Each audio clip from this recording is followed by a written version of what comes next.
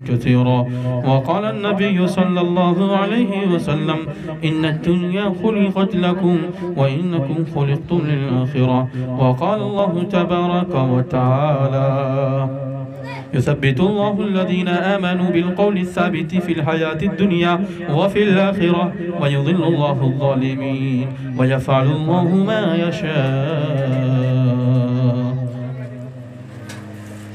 وبعد तस्मा शास्त्रम परमानंते कार्या व्यवस्थतो तमेव शरणं गच्छ सर्वभावने भारत ततुर्प्रसादातु प्राण शांति प्राण शांति प्राण शांति इंद्रम मित्रम रूरवम गुरुद्वानम अज्ञान हित कीर्त मोहम्मद नकारशम विदायंत दूरी अंत आत्मा शांति पर भूते मपाशति यह शास्त्रा विधि मुत्सर्ज्य वर्तते काम कारतः अस सिद्धि मवापनोति न सुखम न पराम गतिम मंगलम भगवान विष्णु मंगलम पंडहरी काछु मंगलायत नौ हरि मंगलम भगवानम विष्णु मंगलम ला इलाहा ने पापम इल्लल्लाह परमा पदम कुनत परा अनोते जपे नाम मुहम्मद। हृदय में मुस्तफा का यदि प्यार नहीं है, हृदय में मुस्तफा का यदि प्यार नहीं है, वो स्वर्ग में जाए कोई आधार नहीं है। वो स्वर्ग में जाए कोई आधार नहीं है कर्मशील दयावान नबी जी, है कर्मशील दयावान नबी जी। किस उम्मती पर आपका उपकार नहीं है, किस उम्मती पर आपका उपकार नहीं है। उम्मत गुनहगार जाए नरक में, उम्मत गुनहगार जाए नरक में, ये रहमत दो आलम को स्वीकार नहीं है, ये रहमत दो आलम को स्वीकार नहीं है। उसका किसी समाज में वैल्यू नहीं कोई, उसका किसी समाज में वैल्यू नहीं कोई। जो व्यक्ति दुनिया में मिलनसार नहीं है, जो व्यक्ति दुनिया में मिलनसार नहीं है। जिस घर में पधारे हैं शहंशाह दो जहां, जिस घर में पधारे हैं शहंशाह दो जहां, अब संसार में वैसा कोई घर बार नहीं है, अब संसार में वैसा कोई घर बार नहीं है। हजरात मोहतरम, बड़ी दिलजमाई के साथ आप लोग इस प्रोग्राम को सुन रहे हैं। अल्लाह आपके सुनने को बेहद कबूल अता फरमाए और हमारे सुनाने को बेहद कबूल अता फरमाए। असल तो अमल है, अगर इंसान की ज़िंदगी के अंदर अमल आ जाए तो इंसान की दुनिया भी संवर जाती है और इंसान की आखिरत भी संवर जाती है। तो इसलिए हम और आप आज ये तय कर लें कि हम लोग जिस बात को उलमाए किराम से सुनेंगे इंशाअल्लाह उस पर ज़रूर अमल करेंगे इंशाअल्लाह। आज हमारे पड़ोस में हमारे सनातन धर्मी भाई रहते हैं, हमारे हिंदू भाई रहते हैं। थोड़ा तवज्जो से सुन लें और इस अदावत को, इस दुश्मनी को आप अपने दिल से निकाल दें। हमारे पड़ोस में हमारे हिंदू भाई, हमारे सनातन धर्मी भाई हमारे पड़ोस में बसते हैं। आज उसके दिलो दिमाग के अंदर ये बात पैवस्त हो चुकी है, ये बात रच और बस चुकी है कि हमारे पड़ोस में जो हमारे मुस्लिम भाई है वो हमारे दुश्मन हैं। ये बात दोनों के दिल के अंदर आ चुकी है।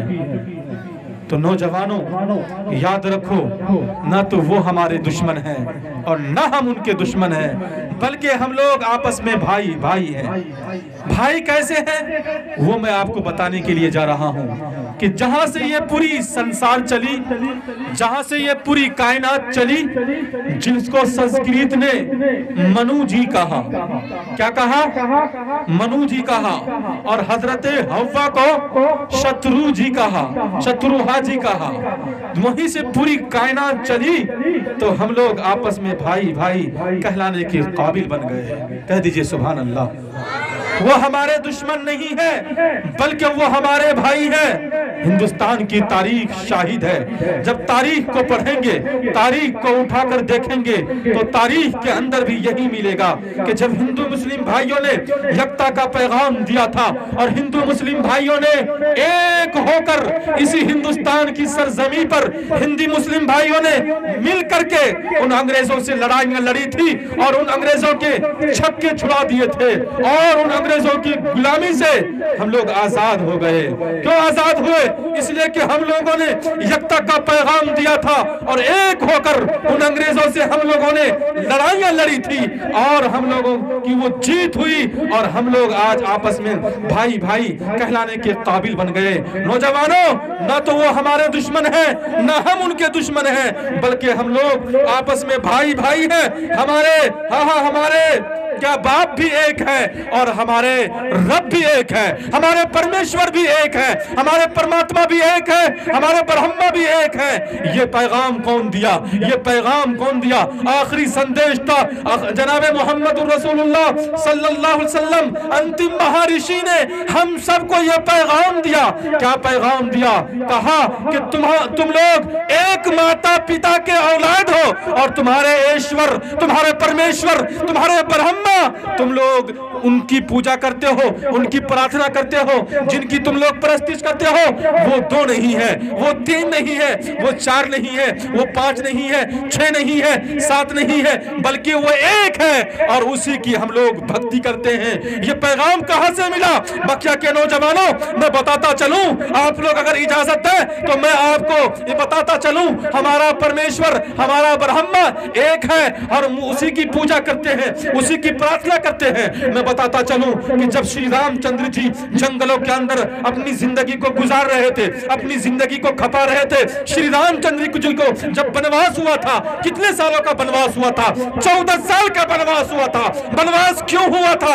मैं आपको बताता चलूं, बनवास इसलिए हुआ था कि श्री रामचंद्र जी ओहदे पर फाइज होना चाहते थे, कुर्सी पर फाइज होना चाहते थे, इसलिए श्री रामचंद्र जी को बनवास हुआ था। जो राजा दशरथ जी थे, राजा दशरथ जी जब एक जंग के अंदर लड़ते लड़ते जख्मी हो गए और राजा दशरथ गिर गए तो श्रीमती कैकेयी जी ने उस मौके से श्री रामचंद्र जी की जान को बचाई थी और श्री रामचंद्र जी ने वो ये कहा था, श्रीमती कैकेयी जी से कहा था कि तुम जो भी कहोगी, जो मांगोगी, मैं तुम्हें वो दूंगा, ये वादा किया था। तो श्रीमती कैकेयी जी ने दो वादे किए थे। पहला वादा क्या था? मक्का के नौजवानों गौर से सुनो, ध्यान से सुनो। पहला वादा यह था कि श्रीमती कैकेयी जी का पहला वादा यह था कि आपको मुझसे शादी करनी पड़ेगी, इसलिए कि राजा दशरथ जी बहुत खूबसूरत थे और देखते ही श्रीमती कैकेयी जी पहली मर्तबा देखते ही वो फिदा हो गई और श्री राजा दशरथ जी ने श्रीमती कैकेयी जी से शादी कर ली, विवाह कर लिया। और उसके बाद दूसरा वादा उन्होंने, श्रीमती कैकेयी जी ने दूसरा वादा कहा था कि मैं आपको चंद सालों के बाद दूसरे वादे को मैं आपको बताऊंगा। दूसरा वादा यह था कि श्रीमती कैकेयी जी के एक लड़का जिनका नाम भरत था और वो कुर्सी पर फाइज होना नहीं चाहता था, लेकिन श्रीमती कैकेयी जी ये चाहती थी कि मेरा बेटा कुर्सी पर फाइज हो। और श्रीमती कैकेयी जी ने श्री राजा दशरथ जी से कहा कि आप अपने कुर्सी पर से जब उतरेंगे, आप जब अपने ओहदे पर से उतरेंगे तो हमारे बेटे भरत को आप अपनी कुर्सी पर रखिएगा।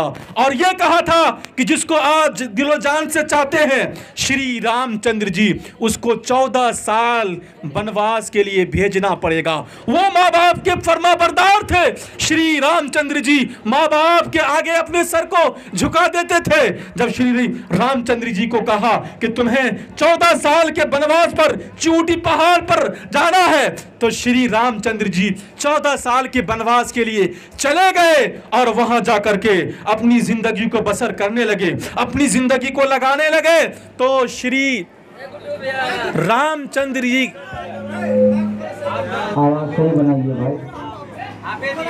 श्री रामचंद्र जी का जो वनवास हुआ था,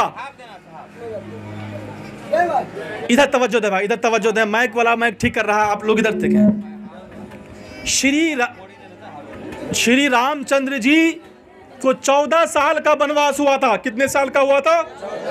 14 साल का वनवास हुआ था। और श्री रामचंद्र जी जंगलों के अंदर अपनी जिंदगी को लगाने लगे, अपनी जिंदगी को खपाने लगे।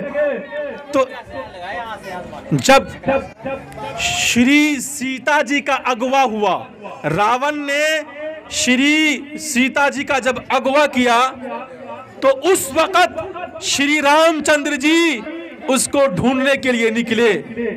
तो हनुमान जी से मुलाकात हुई। किससे मुलाकात हुई? हनुमान जी से मुलाकात हुई। तो हनुमान जी से मुलाकात हुई और पहली मुलाकात में हनुमान जी श्री रामचंद्र जी के पक्के भगत बन गए, या यूं कह लीजिए कि वो अपने शेख के मुरीदे कामिल बन गए। तो श्री रामचंद्र जी ने कहा कि हे राम तुम कैसे हो? तो श्री रामचंद्र जी ने क्या कहा था? बच्चा के नौजवानों सुनो, गौर से सुनो। श्री रामचंद्र जी से हनुमान जी ने यह कहा था कि हे राम मेरी समझ में कुछ नहीं आता, मैं उस ईश्वर परमात्मा की इबादत कैसे करूं, उसकी पूजा कैसे करूं? श्री रामचंद्र जी ने क्या कहा था? कहा क्या है हनुमान, अगर तुम्हें इबादत का तरीका मालूम करना हो, अगर तुम्हें भक्ति करने का तरीका मालूम करना हो, अगर तुम्हें प्रार्थना करने का तरीका मालूम करना हो, तो मुझसे पूछो। श्री रामचंद्र जी ने यह कहा था कि प्रथमा तारका चैवा द्वितीय धनमुच्यते तृतीय कुंडला कारण चतुर अर्थ चंद्र का पंच बिंदु संयुक्ता ओम ज्योति। श्री रामचंद्र जी ने यही पैगाम दिया था। कहा था कि पहले नंबर पर प्रथमा तारक, पहले नंबर पर आप खड़े हो जाइए। बकिया